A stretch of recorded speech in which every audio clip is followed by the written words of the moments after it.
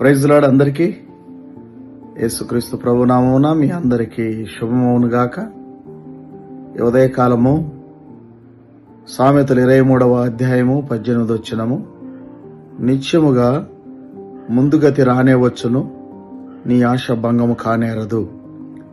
ప్రియమైన దేవుని బిడ్డలారా, చాలాసార్లు మన ఆత్మీయ జీవితంలో మనం ప్రయాణం చేయుచున్నప్పుడు కుటుంబ పరిస్థితులు మరి మనకు ఇబ్బందికరంగా మారొచ్చు.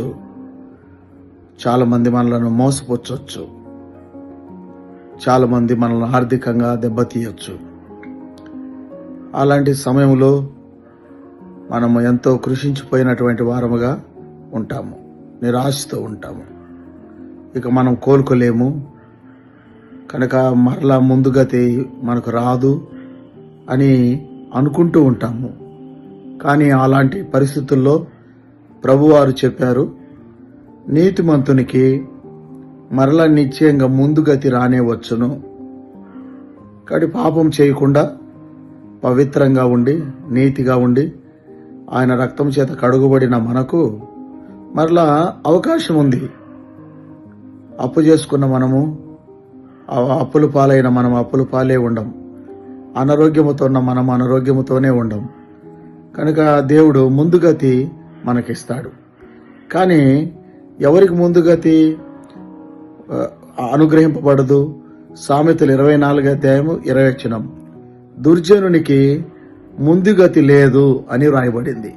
చూసారా, పాపము చేసినటువంటి వ్యక్తికి, దుష్టుడైనటువంటి వ్యక్తికి, అపవాదితో సంబంధం కలిగినటువంటి వ్యక్తికి ముందుగతి అంటే క్షేమకరమైన మంచి గతి రానే రాదు. కానీ సామెతలు 23:18 ప్రకారము ఎవరైతే పాపాలు ఒప్పుకొని ప్రభు రక్తం చేత కడుగుబడి నీతిగా ఉండి మరి పాపుల చేతిలో దుష్టుల చేతిలో మోసపరచబడ్డారో, నష్టపోయారో బాధపడద్దండి. ప్రభువారు ఖచ్చితంగా మీకు ముందుగతి రానే వచ్చును. నీ ఆరోగ్యం క్షీణించిందా? ఆర్థికంగా నువ్వు చాలా ఇబ్బందులు పడ్డావా? కనుక నెమ్మది లేకుండా ఉన్నావా? ఆ మొదట ఉన్నటువంటి ఆ పచ్చని జీవితం మోడుబారిపోయిందా? కాబట్టి మొదట ఉన్న ఆత్మీయ జీవితం నీకు లేకుండా అయిపోయిందా? అయితే మరలా ప్రభు అంటున్నాడు, నిత్యముగా ముందుగతి రానే వచ్చును. కానీ దుర్జనుడికి ముందుగతి లేదు, పాపి కాబట్టి, దుష్టుడు కాబట్టి. ప్రభు వారి వలన ఆ ముందుగతి మరలా మీకును మీ కుటుంబాలకు మీ పిల్లలకు క్షేమకరమైన దినాలు వచ్చునుగాక. దేవుడి మాటలతో మిమ్మల్ని ఆదరించునుగాక.